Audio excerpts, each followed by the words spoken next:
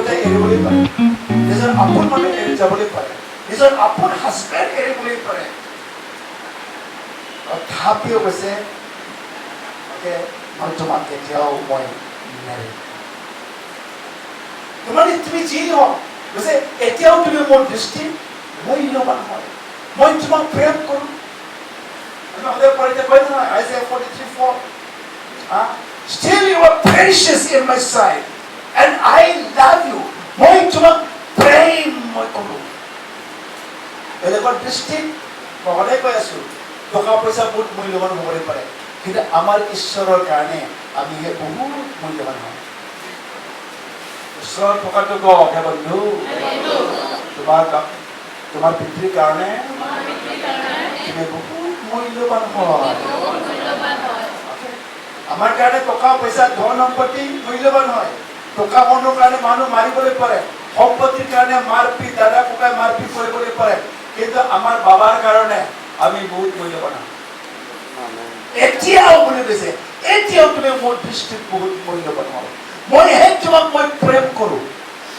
আৰু গতিকে প্ৰভুৱে কৈছে তুমি মোৰ চকুৰ মণি হয়, তুমি মোৰ চকুৰ মণি হয়, তোমাৰ নাম I have inscribed your name on my palm বুলি কৈছে।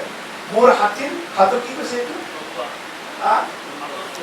হাতৰ তলুৱাত হাতৰ তলুৱাত মই তোমাৰ নাম লিখি থৈছো। কিমান প্ৰভু প্ৰেম কৰে। কাৰোবাক প্ৰেম কৰিলে মানুহবিলাক ছোৱালীৰ টেটু দেখি দিব, কাৰোবাৰ যদি হিয়া চিয়া কৰি হাতত দেখি ল'ব, কোনোবা পেটত দেখি ল'ব, কোনোবা কোমৰত দেখি ল'ব, কাক প্ৰেম কৰে। কিন্তু আমাৰ বাবাই ইমান প্ৰেম কৰে, হাতত তলুৱাত নাম লিখি থৈছে তোমাৰ। তুমি মোৰ চকুৰ মণি হয়, তুমি ইমান প্ৰেম।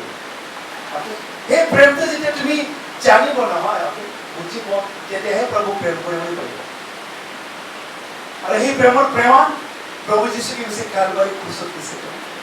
আমি যেতিয়া ৰোমী 5:8 চাওঁ, Romans chapter 5:8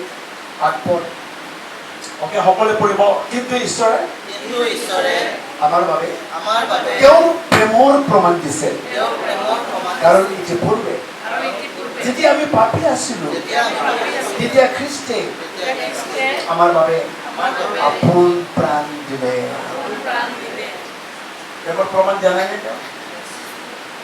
যেতিয়া তুমি পাপী আছিলে, পাপী মানে কোন ভাল পায়? কিন্তু বাবাই কৈছে মই প্ৰেমৰ প্ৰমাণটো মই দিছো।